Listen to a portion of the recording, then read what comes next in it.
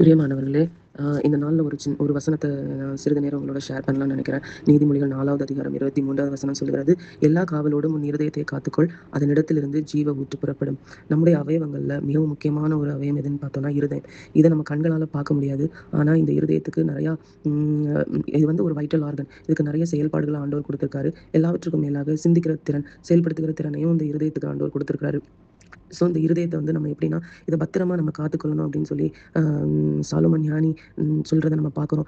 ஏன்னா அதிலிருந்து ஜீவ ஊற்று புறப்படும். நம்ம அத காக்காம விட்டுட்டோம்னு சொன்னா, அந்த இருதயத்துக்குள்ள பொல்லாத சிந்தனைகள் எல்லாம் வரும். அ அதுக்கு அடுத்த வசனம் 24, 25, 26லாம் நீங்க வாசித்து பார்த்தீங்கன்னா, ஒரு அவயவங்கள பற்றியும் அங்க சொல்லியிருக்கிறத நம்ம பார்க்க முடிகிறது. 24ல வாய பத்தி சொல்லியிருக்கோம். வாயின் தாறுமாறுகள உன்னை விட்டு அகற்று. அடுத்தது உதடுகள். உதடுகளின் மாறுபாட்ட தூரப்படுத்து. அடுத்தது பார்த்தீங்கன்னா 25ல கண்கள். கண்கள் வந்து நேராய் நோக்க கடவுது. அடுத்தது கண் இமைகள். அது செவ்வையாய் பார்க்க கடவுது. 26ல பார்த்தீங்கன்னா, கால்நடையை சீர்தூக்கிப் பார்.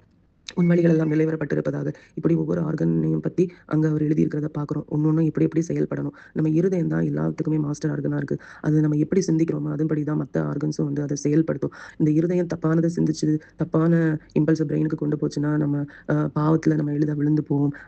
அதத்தான் சாலமோனும் சொல்றாரு. எப்படி நம்ம இருதயத்த நம்ம காத்துக்கொள்ளணும் அப்படின்னா, இந்த நீதிமொழிகள நீங்க வாசித்து பார்த்தீங்கன்னா, நெறைய வசனங்கள் நம்ம வந்து எதெல்லாம் காத்துக்கொள்ளணுங்கிறத பத்தி அதுல நெறைய சொல்லப்பட்டிருக்கும். அதுல ஒரு சில வசனத்த மட்டும் நான் சொல்றேன். நீதிமொழிகள் வந்து 3வது அதிகாரம் 4வது அதிகாரம் 4வது வசனத்துல பார்த்தீங்கன்னா, "உன் இருதயம் என் வார்த்தைகளை காத்துக்கொள்ள கடவது." அப்ப முதலாவது நம்ம தேவனுடைய வார்த்தைய காத்துக்கொள்ளணும். அதுக்கப்புறம் பார்த்தீங்கன்னா, நீதிமொழிகள் 4:13ல புத்திமதியை நம்ம காத்துக்கொள்ளணும். 4:20ல பார்த்தீங்கன்னா, வசனத்த நம்ம காத்துக்கொள்ளணும்.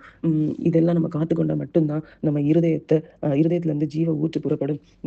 இதே இது மத்தேயு 15வது அதிகாரம் 19வது வசனத்துல நம்ம வாசிக்கும்போது பார்த்தீங்கன்னா, இயேசு வந்து சொல்லுவாரு, ம் அ எப்படி எனில் இருதயத்திலிருந்து பொல்லாத சிந்தனைகளும், கொலை பாதகங்களும், விபச்சாரங்களும், வேசித்தனங்களும், களவுகளும், பொய் சாட்சிகளும், தூஷணங்களும் புறப்பட்டு வரும். அதாவது வாயிலிருந்து புறப்படுகிறவைகள் இருதயத்திலிருந்து புறப்பட்டு வரும். அவைகளே மனுஷனை தீட்டுப்படுத்தும். அப்ப நம்ம இருதயத்துல வந்து என்ன சிந்திக்கிறோமோ, அத வந்து வாய் பேசும். இருதயத்துல நம்ம எத வந்து சிந்திக்கிறோமோ, கொலை பாதகங்கள், விபச்சாரங்கள், வேசித்தனம், களவு, பொய் சாட்சி, தூஷணம் இது எல்லாமே என்ன பண்ணும்னா, நம்ம சரீரத்துல இருந்து வெளிப்பட்டு வந்துரும். அதுதான் ஆண்டவர் சொல்றாரு. வசனமும் சொல்லுது, எல்லா காவலோடும் நம்முடைய இருதயத்தை நம்ம காத்துக்கொள்ளணும். அப்படி காக்க மறந்துட்டோம் அப்படின்னா, இன்னைக்கு காக்க மறந்துட்டோம்னா, நம்ம எளிதில நம்மள பாவம் ஆண்டு கொள்ளும். அதனால எப்பவுமே நம்ம உதடுகள் மட்டும் இல்ல, நம்ம இருதயமும் ஆண்டவரோடு இணைந்திருக்கணும். ஆண்டவர் சில இடத்துல சொல்வாரு, இருதயம் வந்து எனக்கு தூரமாய் விலகி இருக்கிறது இந்த ஜனங்களுடைய இருதயம்னு சொல்வாரு.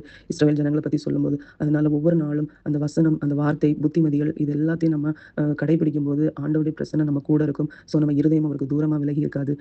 இன்றைக்கு நம்ம இத வந்து ஆண்டவர்ட்ட கேட்டு நம்ம பெற்றுக்கொள்வோம். ஆமென்.